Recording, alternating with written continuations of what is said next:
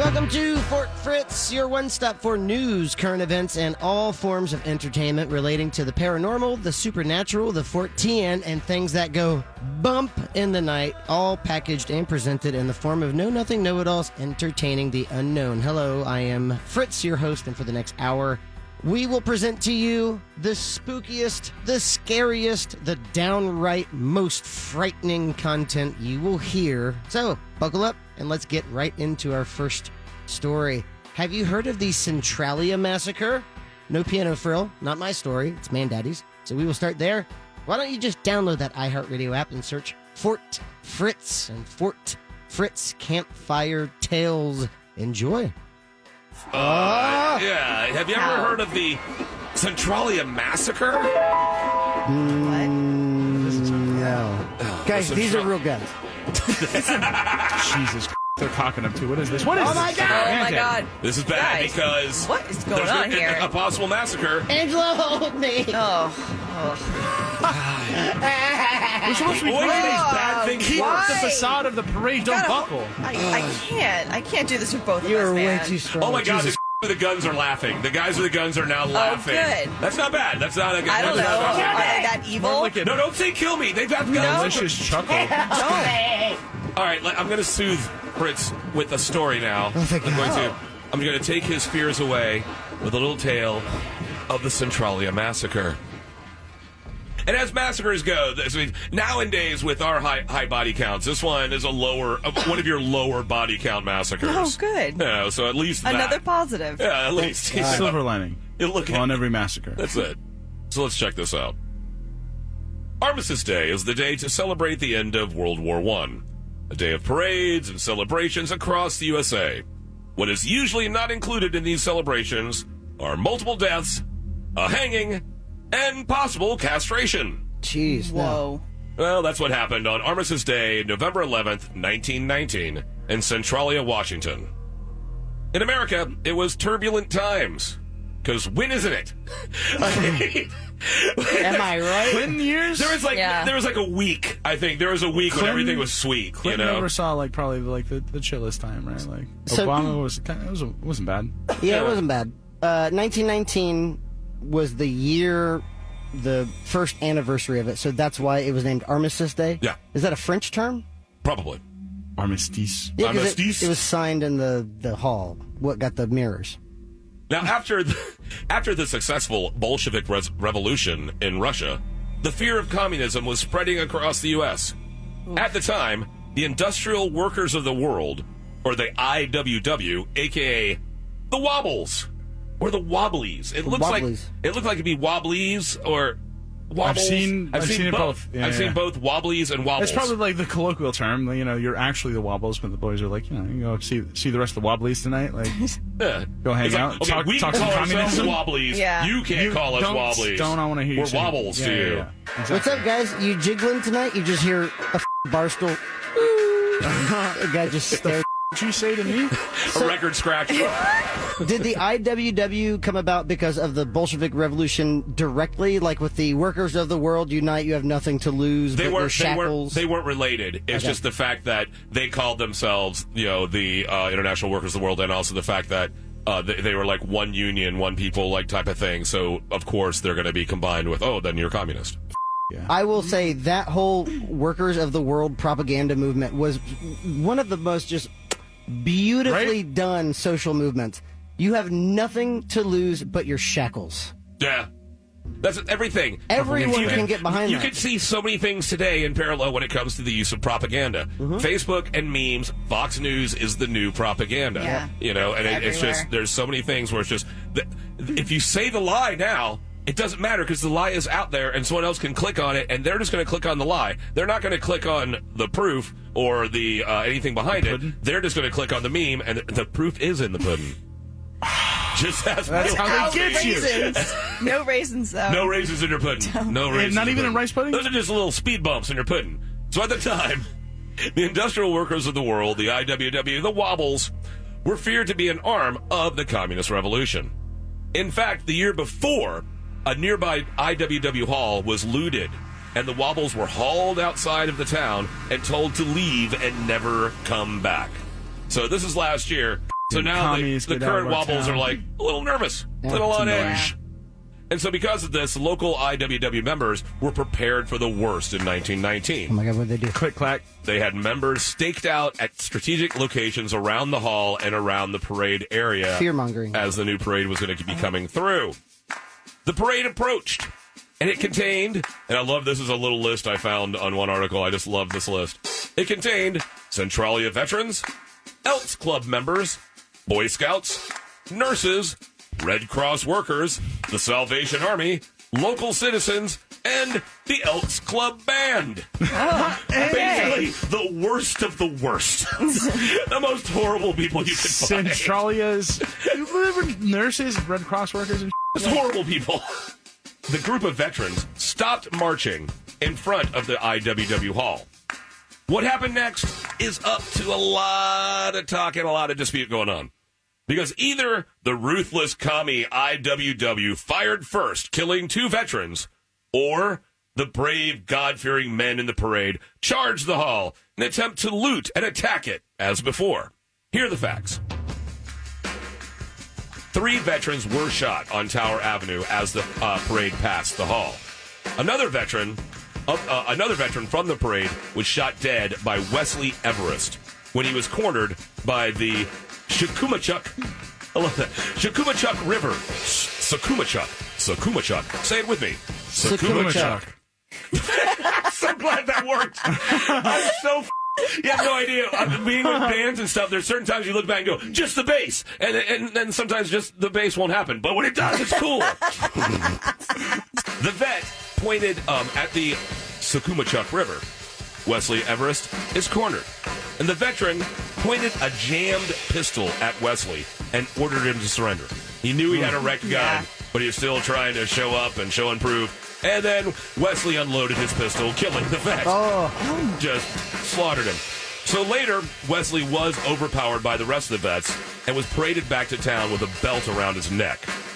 The mob was told that he was, in fact, Britt Smith, the leader of the local IWW. He wasn't, but they believed him. Fake news. Now, Stoking a once you get fire. the narrative out there. that's it. Yeah, once it's out there, you can't stop it. Victors write history. What is it? The a lie goes around the world by the time the truth is put on its pants. Nice. So when they got to the jail, a rope was tied around his neck, was thrown over a light pole, and his feet began to leave the ground. But the parade marshal talked the crowd down, and he was put in a jail cell. All right, parade marshal. Nice. Way to go. Way to manage the parade. Way to go. Even when Yeah. it gets unruly, Right. like boys. Step in. I get the gesture. Everybody's blood's a little up. This is all fun and games. He's clearly scared. Let's put him in the jail cell. Like, put him down. Yeah. Holy Are we animals? And the answer is Well, we're a yeah. parade. The Yeah. answer is yes, because he wasn't in that cell for that long. Oh, Yeah, they began rounding up all the members of the local IWW. And then they raided their hall.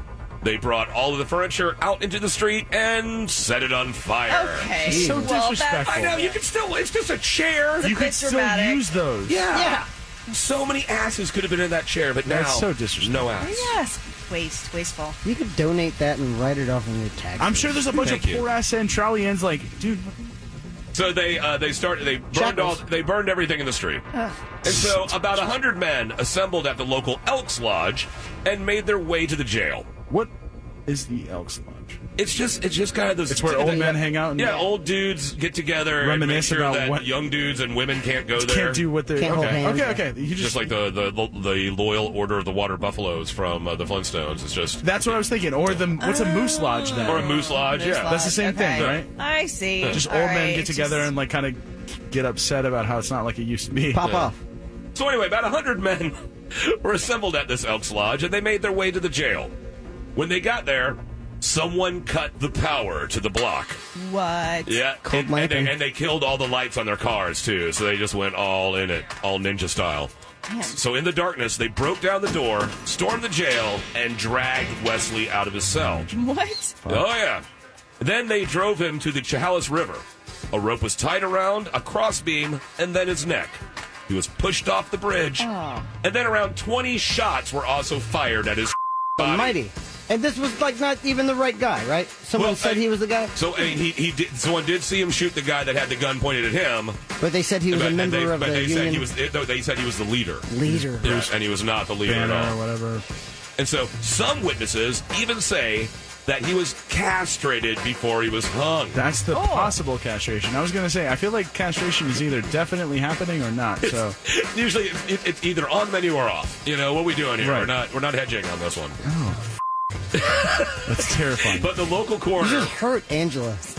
She whinged. I like, yeah. That's gnar. She's That's like, God, gnar. Twinge.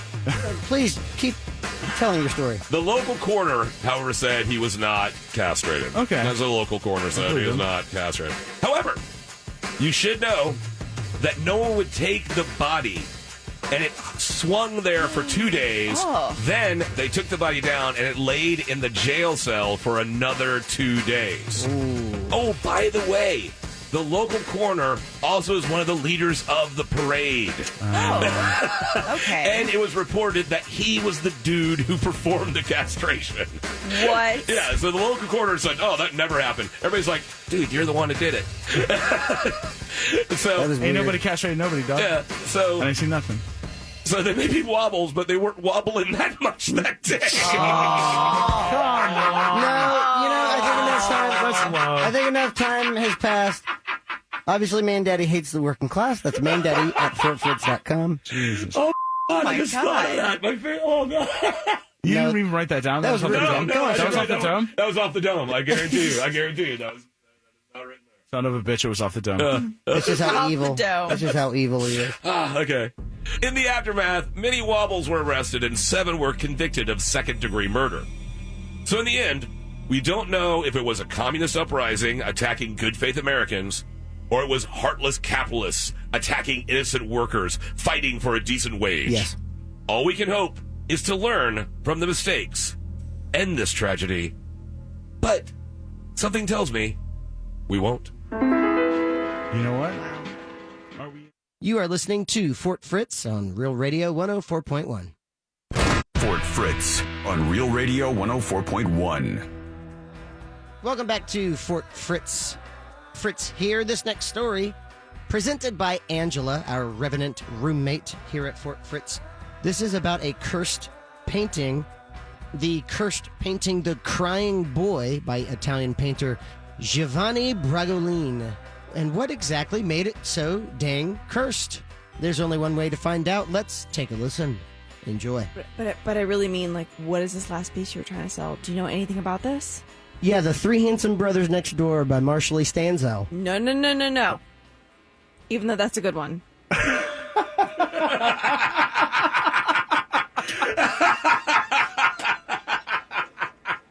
Oh, you mean The Crying Boy? Yes, but the curse of the crying boy. No, cursed? What? I didn't know that. We could charge more money for it. Is that why he's crying? He's cursed. He does the paintings, guys. Yeah, he's like, ah, It checks out. son of a It really does. shucks. Bruno Armadio, popularly known as Bragolin, also known as Angelo Bragolin and Giovanni Bragolin, was the creator of the group of paintings completed in the 1950s known as The Crying Boy. Ooh. The paintings feature a variety of tearful children looking sadly straight ahead. That's kind of messed up. It is a little messed That's a little up. disturbing. It's like the original Sarah McLachlan sad, like, pet The commercial. ASPCA. Yeah, exactly. Yeah. The children were usually depicted as poor, so sometimes these paintings were called the Gypsy Boys, Mm-hmm. although there is nothing specifically linking them to the Romani people. So, not really actually linking them to, like, what you would consider, like, gypsy kids, but that's what people called them. You mean little thieves? Yes. Jesus Christ, man. Bragolin was academically trained painter, working in post-World War II in Venice as a painter and restorer, producing the Crying Boy pictures for tourists. At least 65 such paintings were made under the name Bragolin, reproductions of which were sold worldwide. Was this a horizontal, like, picture, or was it? It was a portrait. Okay. It's very close up on the face, isn't it? Yes. Yeah, I'm just laughing to myself thinking that as an artist in the 50s, you could just walk around Italy and like smack children and be like, hey, shut up, you. And like the kid starts crying. You're like, I'm an artist. It's okay. I'm going to need you to study. I need to study. I need to see my work. Thumb out, smacks him in the face. He's Poke him in okay. the eye. Poke him in Here's the some bread eye. and some cheese. I'm an artist. Here's a piece of pepperoni.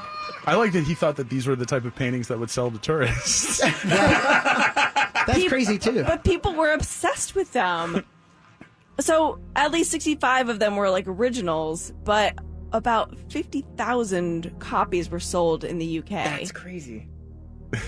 In UK specifically too, that's awesome. Yes. British people were just like, yeah. Yeah, crying children. gypsy all babies, they're yeah. like, Posters of the Beatles and crying children. because the British are so Crying poor repressed. children. They're so emotionally repressed. They just needed some like crying child. It just gives you that moment. of Yeah. Cry like, for me, Yes. painting, You cry just for look me. at it and you're just like, and you have your tea. there walk is out sadness in the work. world. Yeah. Back to work, eh? yeah, exactly. Yeah. It's just a long silence of them staring at the painting and then quiet. Yeah. It's like an emotional portrait of Dorian Gray. If the painting stays sad for you. So why was this painting so beloved? People don't understand why they loved it so much. It was just so real, and all the kids were beautiful. So he just painted these beautiful children just crying, and they loved it, and everyone had these in their houses. Is it sad? Especially in the UK, just beautiful, poor Italian children crying. Crying their eyes out. You could end the story there and still be creepy as That is really weird. It's so strange. There is a strange thing going on there. I feel like there's a, mass hysteria thing or something. weird. In Venice specifically, I don't know. Yeah, people have problems. That's insane. I like what I like. I like what I like. Sad children. I guess you can always threaten your kids, like, do you want to be that kid? Do you want to be that sad, beautiful child on the wall? Look at how dirty his face is. Yes, he's poor. Anyway. The painter passed away, so Bragonin passed away in 1981. However, 4 years later after his death, in September of 1985, the British tabloid newspaper The Sun printed an article called Blazing Curse of the Crying Boy, a story about May and Ron Hall, whose home was destroyed by fire. The cause of the fire was a chip pan that overheated and burst into flames, spread rapidly, and destroyed the whole ground floor of their home. The only item that remained intact and barely burnt was a print of the crying boy on their living room wall. The upset couple claimed that the painting was cursed. Damn. Really? I want a chip pan. I want a pan just for chips. Sounds like it catches on fire a lot. Yeah, but if you get fresh chips, you got to balance that out. You just sit there and watch your house burn, just Yeah. eating them like, fresh well, You had really fresh it chips. was worth it. Yeah. I feel like me and Daddy missed the key element of that story.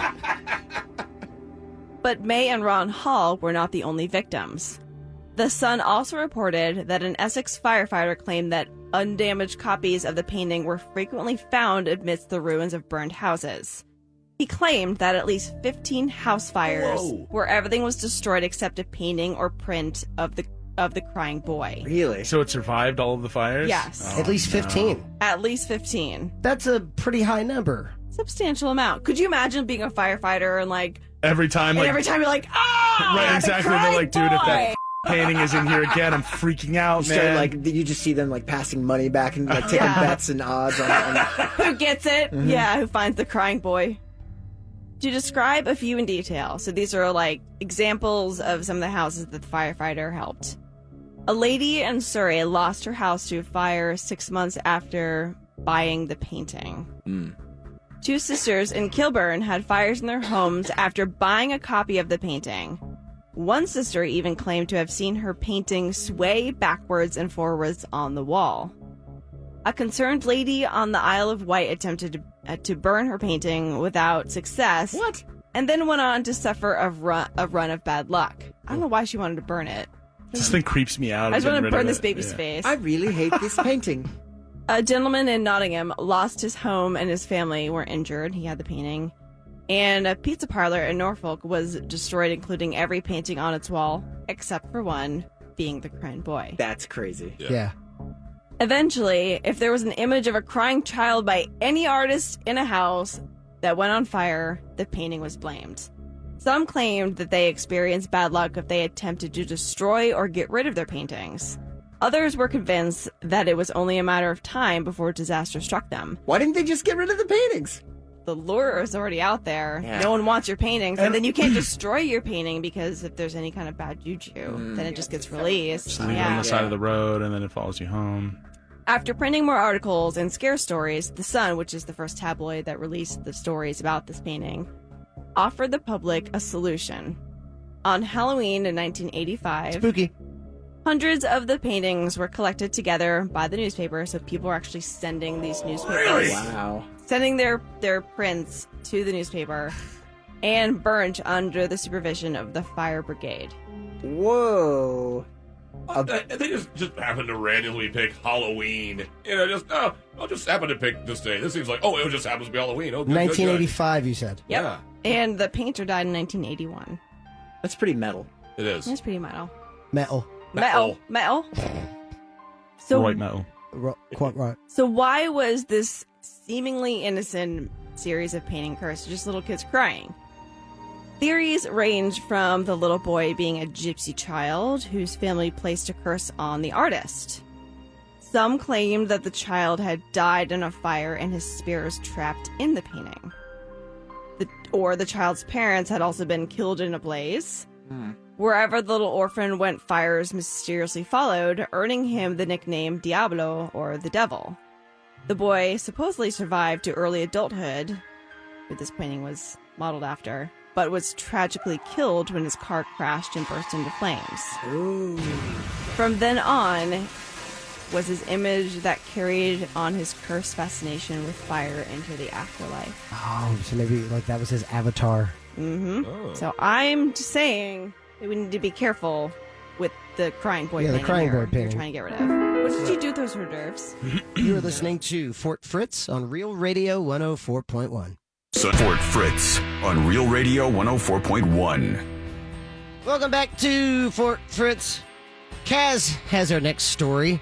Kaz recounts and reanalyzes the very last night of Sam Cooke's life. Sam Cooke was a rising star in the early 60s, but the last night of his life was extremely messed up on many levels, and we're going to break it down. Exactly what kind of character Sam Cooke was and why it ended up that way. You are listening to Fort Fritz on Real Radio 104.1. Actually, I mean, did you guys know about how Sam Cooke died? No, how'd he die? Old and happy? No. No.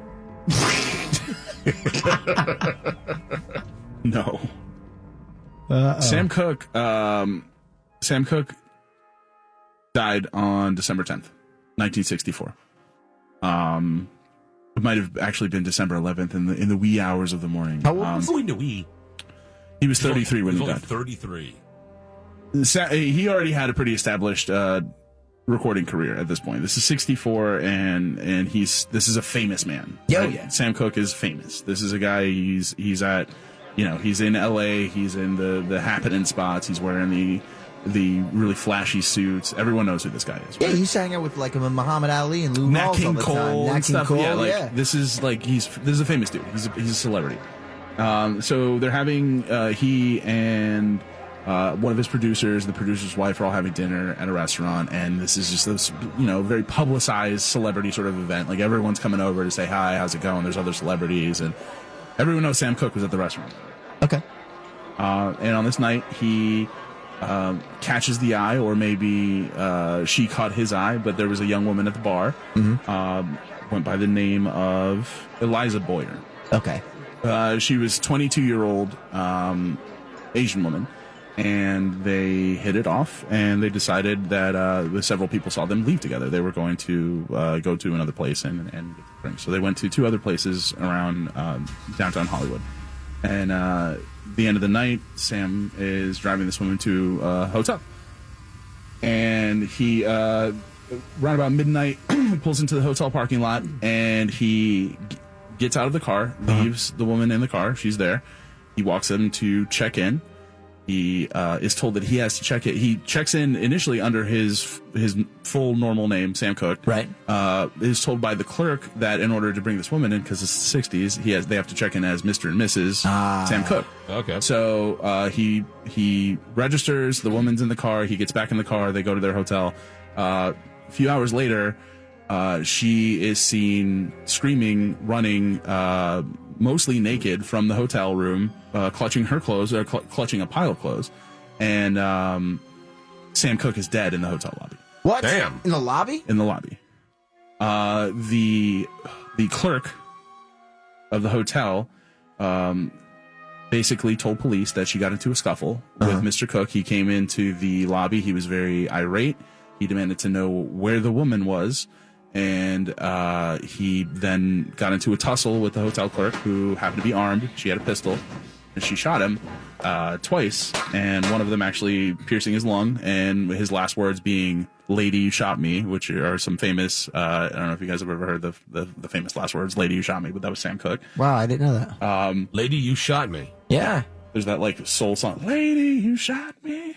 No, so, okay, bring it. Come on. No, I want to hear I don't another have it verse. like that. Come on. Bring it. I don't have Bring it now, Kaz. Damn it. So he dies right So there he dies in the hotel lobby. room. Wow. In the hotel lobby. In the lobby. So the police show up, and the police instantly recognize who this is, a famous recording artist. This is not just some crazed guy who, tried to hold up a hotel lobby or something like Was that. he fully clothed? No, he was naked. And Sam Cooke was Really? in his underwear. All right. Draws. It's a his big draws. difference. Big difference. So he, You know what I'm saying? Yeah. the police take the statement from Eliza Boyer. They take the statement from the hotel clerk, and they seem to match up. Eliza says he was drunk. It was clear that he was going to rape me. He made me get undressed, and then he started to grope me, and I managed to get away. And she had his clothes as well, which is an interesting sort of twist that we'll get into. But she didn't just escape with her own clothes. She says in her panic, she grabbed a bunch of clothes and ran out, and some of them were his as well. The hotel clerk also sort of corroborated the story. She heard a scuffle. She saw the woman running, and then she had this interaction with Sam Cooke where he attacked her, and then she shot him in self-defense. The interesting thing about this that sort of started to cast some, I guess, maybe dispersions on the accounts of the hotel clerk and the woman is Eliza Boyer was arrested maybe a few weeks later for prostitution. She's a prostitute. Oh. And not that you I assumed she was a prostitute. corroborate her story, but yeah, this is it wasn't the way that she initially put the story forth. According to her testimony, she was just a woman hanging out at a bar. She withheld a bunch of stuff. Correct. She wasn't fully sort of forthcoming with the police about this. And in addition to that, the hotel clerk, there was sort of signs that maybe her story was maybe not fabricated, but maybe embellished slightly. She talked about how he slammed her, he was on top of her, and there were no really indications of that kind of scuffle. She didn't really have the injuries to support that kind of that kind of story.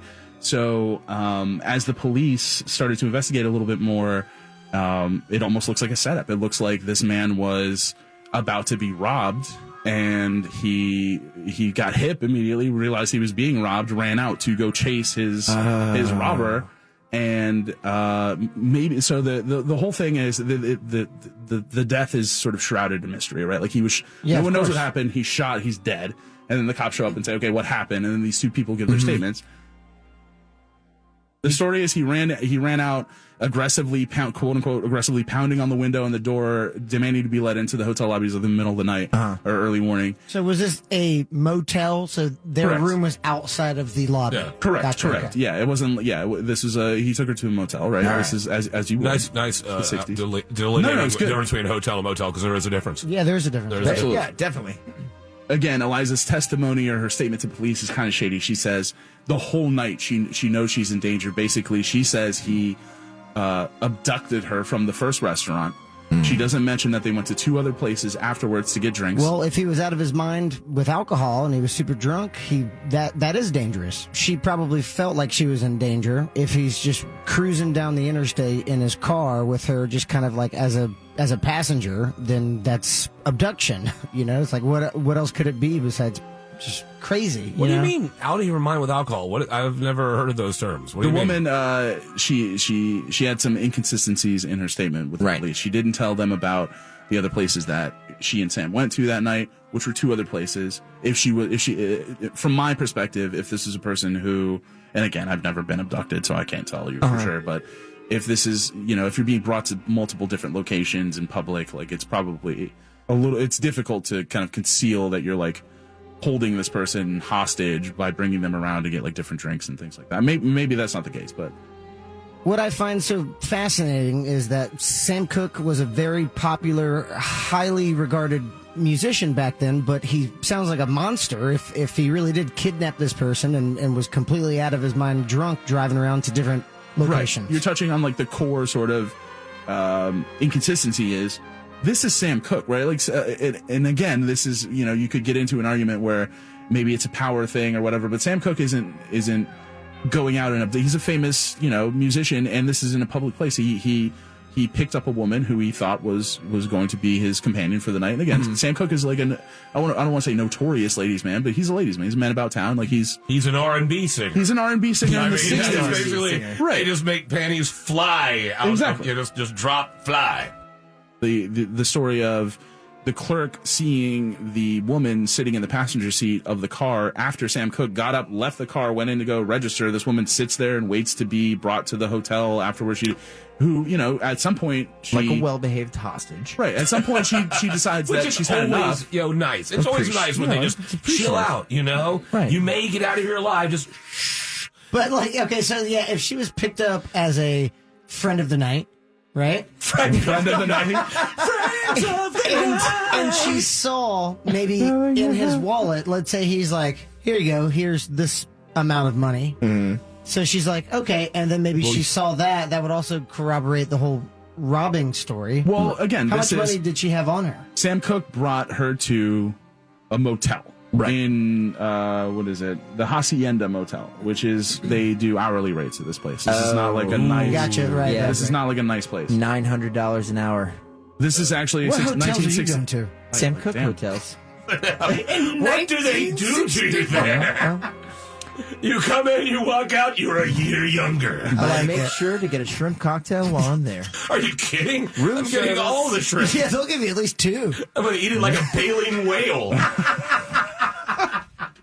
So yeah, it was 64. So it was $3 per hour for the night. That's But, good, right? They did find that again, her story was that she collected a bunch of clothes and ran out, but she also somehow managed to collect Mr. of his. Cook's cards and Oops. money clips.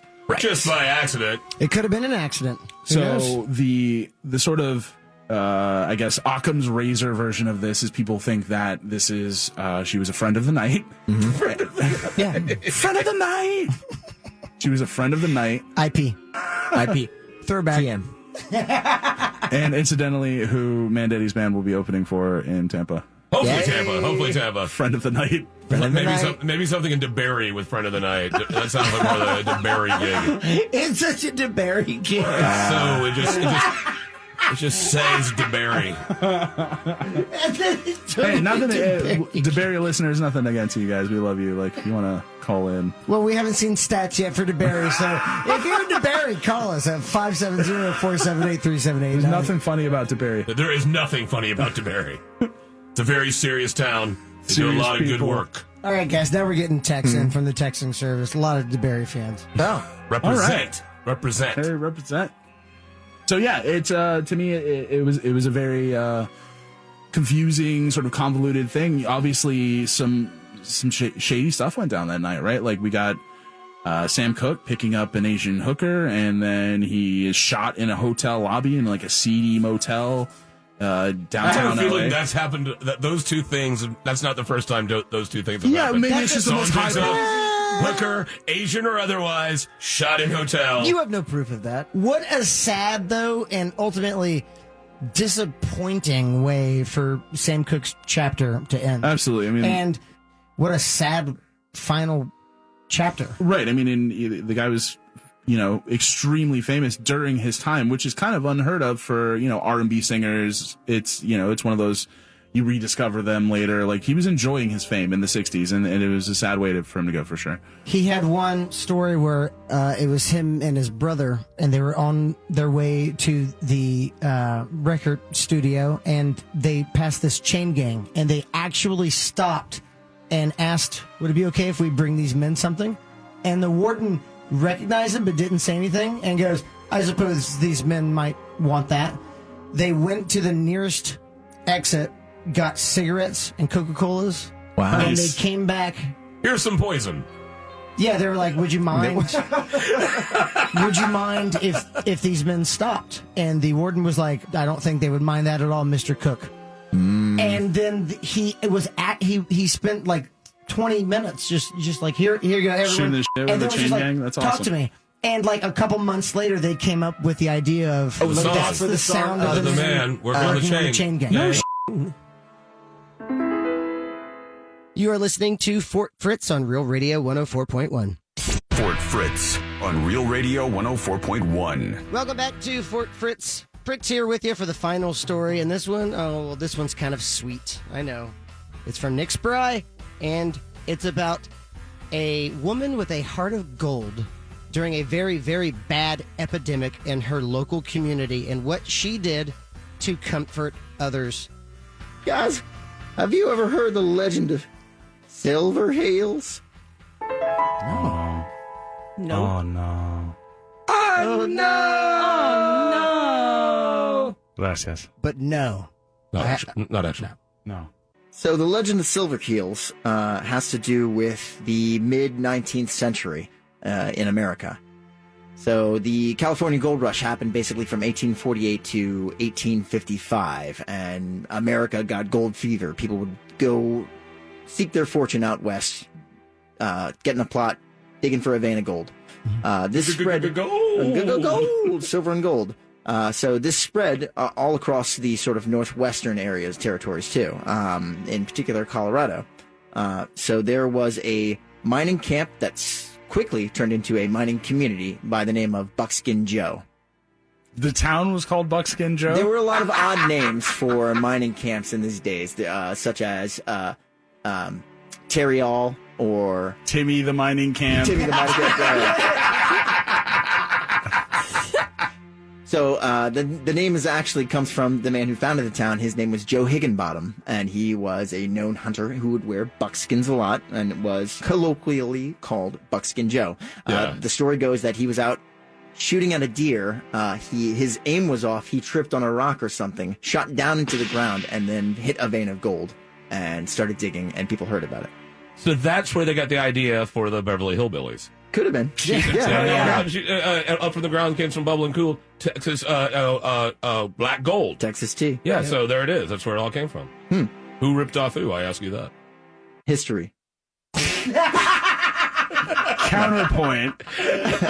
History. This guy's good. This guy's really good. Stone cold. So this community is about maybe 10, 15 miles south of the city of Breckenridge in Colorado. The present-day Alma is very close to it. It also lies close to the South Park Basin.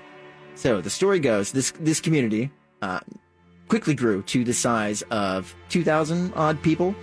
Very large. It had 2 theaters, it had 4 hotels, it had a school, it had a post office. It was a community, but it was consisted of mostly single men who spent their days working their lots, and they had a lot of money in their pockets and would like to cut loose. So there were multiple dance halls. One day, out of nowhere, a stagecoach arrived from the Denver Stage Company. And this woman got off the stagecoach. Everyone noted on it because it was a sunny day. She was wearing all black, including a wide-brimmed black hat with a long black veil across of it. Everyone's diary said, boing! Hot witch in town. Today was a good day. Can't even explain it. Buckskin Joe's coming up. Little buckskin. So this woman appears out of nowhere. Everyone is taken with her. She's very mysterious. No one knows anything about her. They don't know if she's mourning. There's no rhyme or reason to her behavior. And she goes around the town as a normal person would, but never revealing her face to anyone. So she's just like Lady Gaga into this like old timey like mountain town. There's like rumors building about this woman. All right. It would be more Sia. Yeah, with the hair. Is that Was she always facing backwards? Well, to this day, no one really has documented her name, but there has been so much corroboration from the community that this woman did actually exist. So she mills about town for a few days. Then she gets a job at one of the larger local dance halls owned by Bill Buck's Dance Hall. The story goes that upon her unveiling, Bill Buck himself got up upon the bar, takes out 2 revolvers, and shoots 2 shots to silence the crowd inside his very busy, popular dance hall. He brings this woman up onto the bar. She is wearing her normal regalia, and she removes it with a flourish, and she is wearing a beautiful satin wine-colored gown. Ooh. And everyone sees that this is a beauty, a true beauty. She is gorgeous, and everyone is immediately enamored with her. No one knows anything about her. She quickly becomes the favorite dancer. And, well, for a little bit of extra gold, you could take one of the dancers upstairs. Now, What are you saying? Yeah, it's like She was a to play prostitute. party. Oh, okay. she was a prostitute. She was Play board a games. friend of the night. Western slang, prostitutes, ladies of the line. I was not that far off. I like it.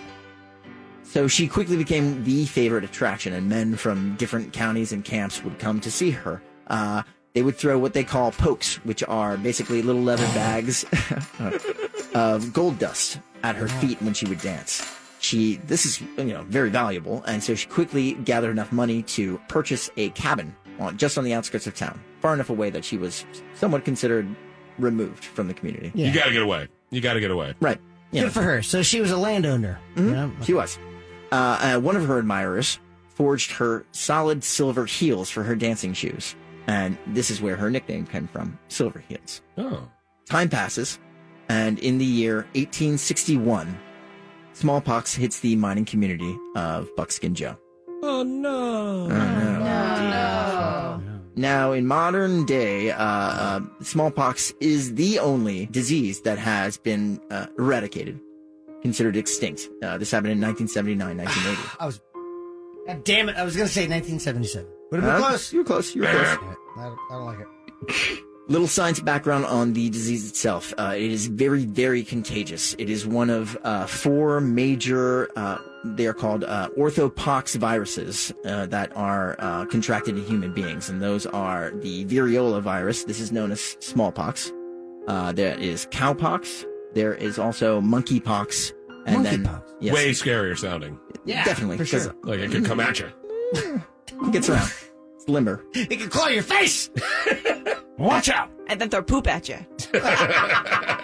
And vaccina is the last. 3 of these are zoonotic, and that does not include variola, which is smallpox. Smallpox only exists in human beings. Does that mean, okay, so zoonotic means it's passed species to species? Yes, it can be passed from animals to human beings, Okay. and vice versa.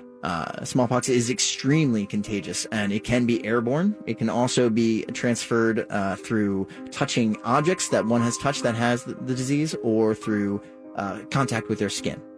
Or Their blankets. skin? Mm-hmm. Oh, this thing's just like, take me. Yeah, it's a real monster.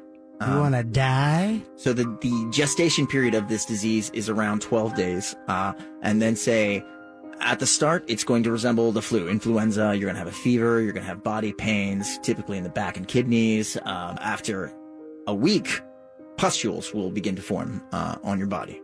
They'll start as small muscules, and then they'll turn into pustules. But the pustules are not filled with pus. They are filled with dead debris. Oh, Then after a horrific. longer period of time, these become much more dense and hard, and then they eventually collapse and scab over and form horrible, horrible scarring. So it covers the entire body, the trunks, the face, the torso, the extremities. It's quite graphic. Think the Fantastic Four, the Thing. Somebody kind of looks like that.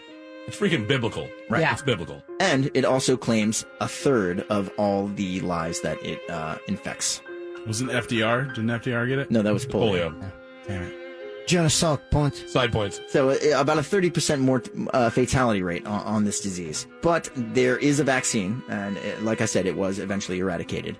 So this disease infects the town of Buckskin Joe. It was brought in by 2 sheep herders from the south, and they brought it in. And within 24 hours, one of these sheep herders became quite ill and passed away. Several days later, the second passed away, and then it spread like wildfire from there. People were scared. People were dying. A lot of people fled to Denver and to other communities outside. And yet, Silverheels stayed. And not only did she stay, she used her money to help bring in medical help and assistance into the town. Oh. And she would go from house to house, from hotel room to hotel room, bringing food, bringing medicine, nursing solo miners who had no family, who had no friends, people just all alone. She became regarded as sort of an angel of mercy in this town. Not everyone survived, but those that do owe their lives mainly to her. She was held in such high regard that people wanted to pay her, and she always refused. Eventually, the story goes that she was standing over the bed of a man, nursing him, and collapsed. This was towards the end of the infection. People started recovering, and those that were going to pass mostly had passed. People started coming back to the community, and then she fell ill. She collapsed, and someone managed to take her back to her cabin that she had purchased. They say that the only person who had seen her from that point on was sort of this matriarch of the community that went by Aunt Martha, who went to her, stayed with her, helped her recover for a long period of time. And the story is that one night she stood up and looked at herself in a mirror. She had become horribly disfigured after surviving this disease. She asked Aunt Martha to help her dress and put on her finest gown and her best silver fillet, her best silver ribbon to hold her hair back. Which was how she was remembered back in the day. And then she sat by the window and stared out of it and asked if Aunt Martha would leave. And no one ever heard from her again. The community missed her deeply. She had brought such joy to everyone. And so they went around and raised around $5,000, and this is in the mid-19th century, to give to her as a thank you present and to welcome her back into the town. She was never found. And years later, people would say, even after this town had been abandoned because the vein had gone dry, that they would see a woman in a long black veil standing over the graves of these men who had passed away from smallpox and would leave a single rose upon them. Oh my God, that is a beautiful story. Silverheels. Thank you. Don't forget your shot to pay your bills. $1,000 is upcoming. Just text in that keyword to 200-200 and then answer your phone within the next hour. Bungalow on the Bus, upcoming. You are listening to Fort Fritz on Real Radio 104.1. Until next time, pleasant dreams.